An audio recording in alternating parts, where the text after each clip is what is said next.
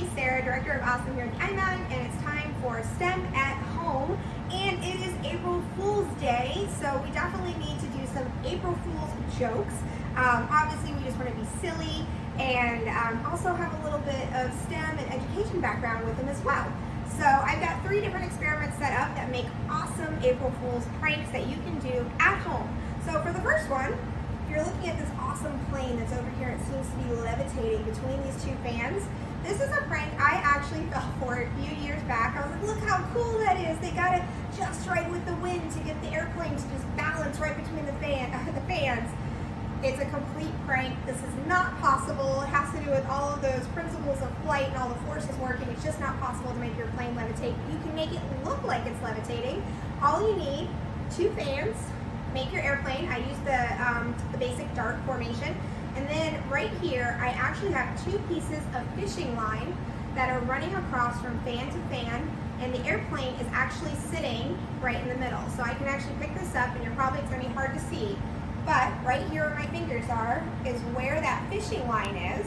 And then when I want to put the airplane down here, I actually just go ahead and rest the airplane right between that fishing line, and it makes it levitate, look like it's levitating between the fans. So again, just a fun trick that you can do. It looks really cool in videos. I actually posted it on my personal Facebook page yesterday. Didn't say anything, just said it was a new demo that I was doing, and all these people were liking the video, and only 1 person knew the trick behind the video. So pretty fun thing that you can do.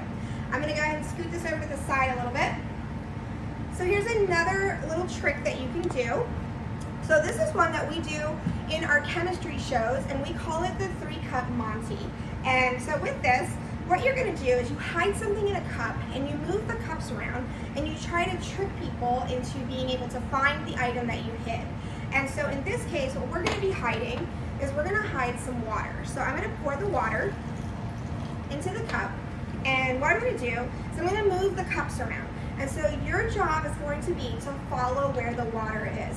Now, normally when I do this, I have an audience and we're interacting, and I turn this into a chemistry lesson, and I talk about the 3 different states of matter. So I'm going to keep doing that, even though you can't answer me right now. I mean, you can comment if you want to. But with this one, you want to talk to your audience and kind of distract them a little bit while you do this. And I'll explain why at the end when you get the reveal to this trick. So we're going to go ahead, again, the water's here. And so I'm going to move the cups around, and usually I talk about the 3 states of matter, and I'll ask my audience, what are the 3 states of matter? And they are solid, liquid, and gas. And then I'll ask, what state is my water in right now? It is a liquid state, so we have a liquid in our cup. And so, do you guys know where the water is? Were you following?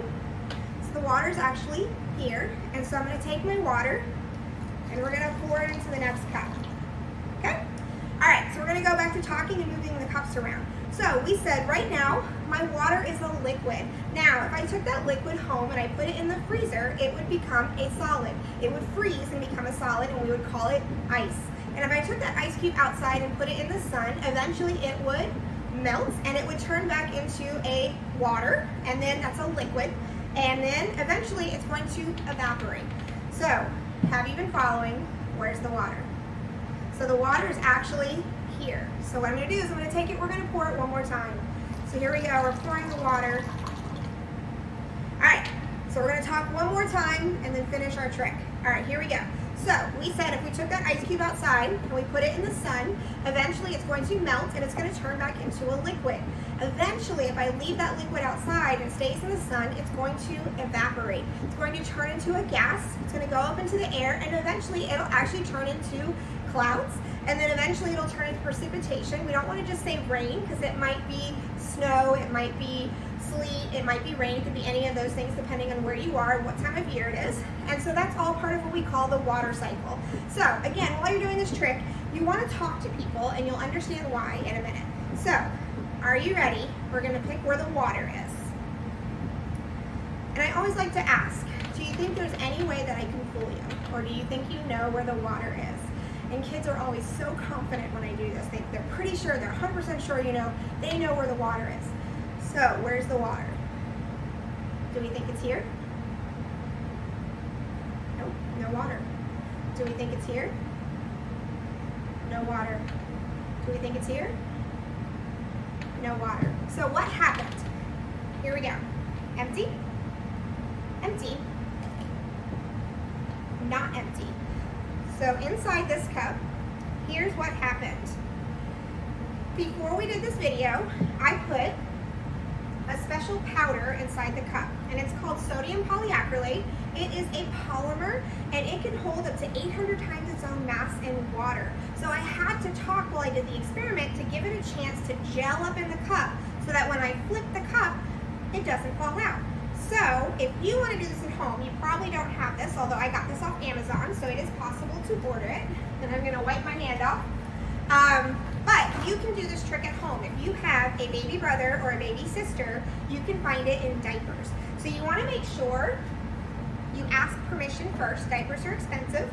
But if you take a diaper and you actually tear the diaper open, you want to get down inside the diaper to this cotton layer. So inside there's all this cotton, and if you take that out, and it's going to be really hard to see this on camera, but if you kind of shake up the diaper and shake the diaper over the plate, you're going to start to get all these little crystals are going to fall out, and it actually kind of looks like salt. It's not salt, but you want to collect all those crystals, and then you can put them in the cup, and you can do the same experiment. It might take more than one diaper, so again, just make sure you're asking first, but this is a cool trick that you can do.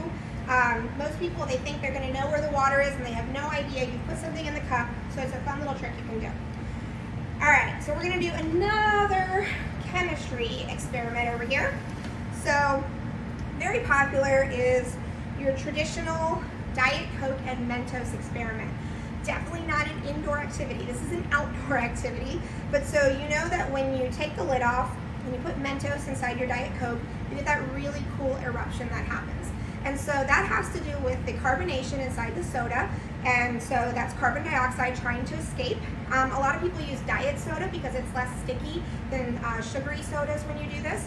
And then you want to use Mentos. And with Mentos, the reason this experiment works is because if you were to look at a Mentos under a microscope, it's not smooth. It actually has little pits, and those are called nucleation sites.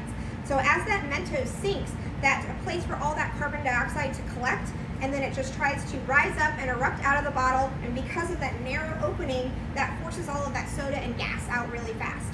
So how can you use this on April Fool's Day? What you need is your Mentos, you need some thread, you need a needle, like so, and what I've done is I have put some thread on my needle, and then you need to take your Mentos. And what I've done is I've actually used my needle to poke a hole through my Mentos, and I put thread through Mentos like this. So I'm able to actually tie a little string like this. And I'm going to show you what we've done. So we're going to move this soda. And again, Diet Pepsi will work just like Diet Coke. So I'm using a smaller one because we are inside, and I don't want to get this all over the place. But the trick with this is if you offer someone a soda, they're going to walk up, everything looks normal. And you're going to come up and you're going to open your soda. And your Mentos is going to drop down, and you're going to get that cool eruption. I did a smaller one because I knew we were inside and I wanted to be careful with what we did. But you can do this with your larger soda. And so again, the way that you do this, you're going to open your soda. And again, that hissing noise is that carbonation, that carbon dioxide escaping. You're going to take your Mentos. Now, for a larger soda, you might want to do two. You don't want to go more than two, and the reason why is you don't want it to hang down where people can see it. So you're going to put it, see that is still going. So you're going to put your Mentos in here, you're going to put the cap on, and you're going to turn the cap carefully. Don't let go of the Mentos, or that would be bad. And then once you've got it sealed, you can't see the Mentos, and you can get away with putting two inside. That way it just looks like a regular sealed soda. And then what I do is I come over here and I trim the edge off of the thread. And so now I've got my ribbed Mentos and Diet Coke. So the next person who opens this is going to get a little bit of a surprise. Again, if you're going to do this trick, please don't do this somewhere where you're ruining like carpet and stuff like that. Maybe a kitchen activity. Maybe you guys are eating outside or something like that. Definitely a lot of fun. These are all meant to be silly, to make you guys have a little bit of fun and still learn a little bit of STEM education at the same time. So thank you guys for tuning in. Please, if you have any questions, you can comment below, and we will see you next time.